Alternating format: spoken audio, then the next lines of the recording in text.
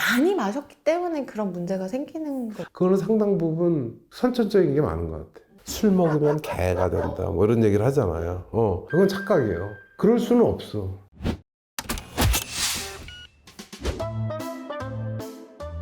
남궁 사장님, 술자리에서 꼭 한 명씩은 분위기를 좀 이제 망치는 사람? 트러블을 일으키는 사람? 이렇게 생기잖아요. 알코올 중독 전문가로서 술자리에서도 피해야 되는 사람, 술자리를 부르면 안 되는 사람, 이렇게 있으면 딱 정의를 좀 해주세요. 소위 말하는 술 버릇이라는 거죠. 술 버릇. 어떤 사람이 어느 정도 용량의 술이 들어가고 나서 보이는 행태가 기분 좋게가 두 가지가 있어요. 내가 기분 좋게와 술 먹은 사람이, 아니면은 술 자리에 있는 모든 사람을 기분 좋게 하는 사람은 항상 그 사람들하고 어울리고 싶은 거고, 근데 그거를 난장판으로 만드는 사람들 있잖아요. 화를 낸다든지 뭐 트집을 잡는다든지 난폭해진다든지 시비를 건다든지 하는 사람들, 그런 사람들은 술뿐만 아니라 만나기도 싫지 뭐. 폭탄 안고 밥 먹는 거 같잖아요. 저 언제 터져. 근데 그 술버릇이라는 게 뇌에서 나타나는 거기 때문에 거의 반복이 되죠. 동일하게. 어느 날은 기분 나빴으니까 뭐 그렇고, 어떤 날은 기분 좋고, 이런 게 아니라 술만 먹으면 같은 행태가 계속 나타나니까, 소위 말하는 감정을 조절하고 충동을 억제하는 뇌 부위가 반대로 술에 의해서 억제가 돼버리면, 그럼 거꾸로 말하면 마이너스니까 풀린다는 소리잖아요. 플러스 쪽으로. 그럼 그런 사람들이 함부로 행동하고 시비 걸고 난폭해지고 하는 것들이 일어나는 거잖아요. 그게 알코올 중독의 기준이에요. 갈등을 유발하면 갈등을 유발하는 행동을 하지 말아야 되잖아요. 근데 그 행동을 계속 반복해서 한다는 거를 우리가 중독이라고 얘기를 한다니까. 그런 사람이 껴있는 술자리예요. 네. 가기 싫어요. 근데 그렇지. 어쩔 수 없이 가야 되는 자리예요. 네. 그럼 어떻게 해요? 좀 치사하지만 봉변을 안 당하게 멀리 떨어지고, 그리고 웬만하면 가지 말고. 그럼 그런 경우 있잖아요. 회사 회식 자리. 그럼 전원 다 참석해야 돼. 거기서 진짜 막 난리를 치는 사람이 있잖아? 그럼 부서장도 회식 안 해, 잘. 근데 부서장이 갈등 유발자야. 그럼 어떻게 해요? 그럴 때 내가 항상 하는 얘기가 있지. 그 사람 곧 잘릴 거거든요. 계속 그러다가 보면 사고 나든지, 그때까지 참으셔야지 뭐. 근데 그런 사람들은요, 많이 마셨기 때문에 그런 문제가 생기는 거예요. 아니 그게 그러니까 사람마다 다르다니까.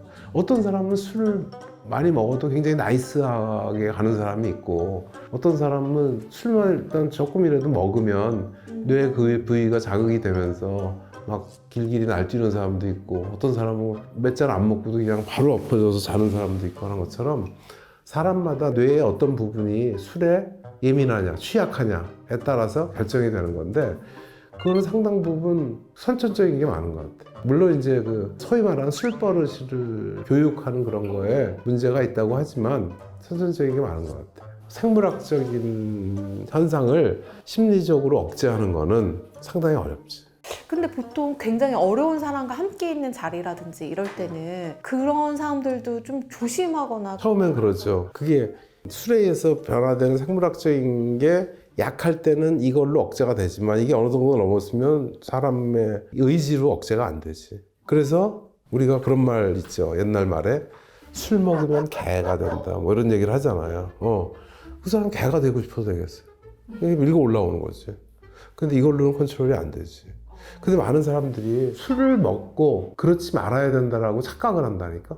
그건 착각이에요. 그럴 수는 없어. 물론 100은 아니지만 거의 대부분의 경우는 그렇게 했던 사람들은 술이 어느 정도 들어가고 나면 그렇게 해. 그다음에 어려운 사람이 있으면은 좀 참는다. 당연히 참겠죠. 근데 어려운 사람이 있을 때 그렇게 하면 그거는 치명적이에요, 사람한테. 자기의 인사권을 갖고 있는 사장님 앞에서 난동을 부리면 친구 앞에서 난동 부리는 거하고는 완전히 다른 얘기잖아요. 그런 사람은 어떻게 해야 되느냐? 어떻게 해야 되겠어? 술 아예 마시죠. 그렇지, 술이 들어가면 안 되지. 원인 제공을 하지 말아요. 근데 그거를 술을 먹는다는 전제하에서 그거를 고쳐달라고 오는 사람들이 있어. 그냥 한마디로 얘기를 하면 못 고쳐요. 예를 들어서 사람에 따라 다르지만, 어떤 사람은 지방을 일정 기간 많이 먹으면 바로 살살하는 사람들이 있잖아요. 체질에 따라서. 보통 사람들은 그냥 어느 정도 마블링 좀 있는 소고기 먹었다고 뭐 바로 살살하는 건 아니잖아. 근데 어떤 사람은 뭐 외점 먹다가 바로 화장실 가는 사람들이 있잖아. 그럼 마블링 심한 거 안 먹어야지. 그 사람이 그걸 먹으면서 안 그럴 방법을 찾는 건 굉장히 어려운 거라니까. 그래도 먹고 싶잖아요. 아예 그냥 먹지 말아야 된다는 건 너무 가혹한 거 아니에요? 근데 술은 그런 게 없잖아요. 뭐 약한 술을 먹으면 된다? 아니지. 양주 한 잔에 와인 2잔 먹으면 똑같은 거잖아요. 들어가는 알코올의 양은. 그러면 이렇게 친구들이나 어떤 모임 같은 거 보면 그냥 밥 먹는 모임이 될 수도 있고 차 먹는 모임이 될 수도 네, 네, 있는데 꼭 술을 마셔야만 모임이다라고 생각하는 사람이 있단 말이에요. 술이 빠지면 불편해하는 이런 사람들 선생님 보시기에는 어떤가요? 생물학적인 유전적인 거하고 심리적인 거 있는데 중독이 돼 있으면 술이 들어가면 기분이 좋아지고 편안함을 느끼는 사람이 있는 반면에 또 어떤 사람들은 그런 자리를 굉장히 어색해하는 사람들이 있어요. 그럼 술을 먹으면 마치 그 불안 약을 먹은 것처럼 좀 편해지니까. 근데 이제 그렇게 하는 사람들은 알코올에 문제가 될 가능성이 높은 거죠. 술이 중요한 요인으로 작용을 하는 거잖아요. 자기 기분과 분위기에. 그러니까 술의 비중이 큰 거잖아요. 그게 알코올 중독이거든요. 아니 보세요. 쉽게 얘기를 하면 이런 거지. 내가 제일 사랑하는 사람이 누구겠어? 배우자 자식이죠. 그러고 나 본인하고 그죠? 근데 예를 들면 내가 내 와이프하고 내 자식들이 아빠 술 좀 먹지 마. 아빠 술 먹으면 진짜 딴 사람 같았어. 우리 너무 불행해. 그 다음에 병원에 갔더니 의사가 지금 몸에 문제가 생겼으니까 술 드시지 마세요. 사랑하는 내 몸에. 근데 그 사람한테 물어봐요. 당신은 세상에 제일 소중한 게 뭡니까? 그러면 우리 가족, 배우자와 아이와 우리의 건강이죠. 얘기를. 아닌데요? 내가. 왜 아니라고 그러세요? 저 맞는데? 아니에요. 술이죠. 왜냐하면 걔네 둘이 붙었을 때 술을 선택하잖아요.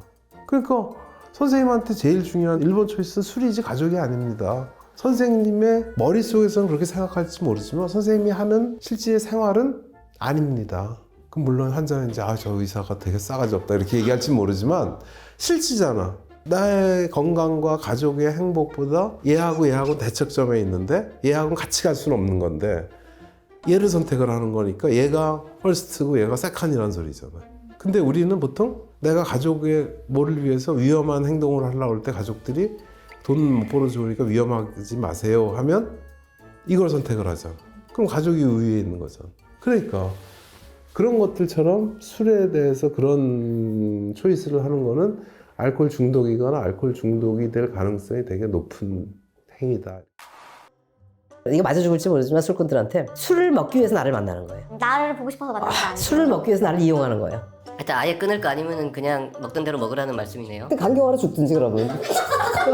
병원에 가지 않게 좀 일상생활에서 술을 줄이게 하는 꿀팁 같은 거 없으세요?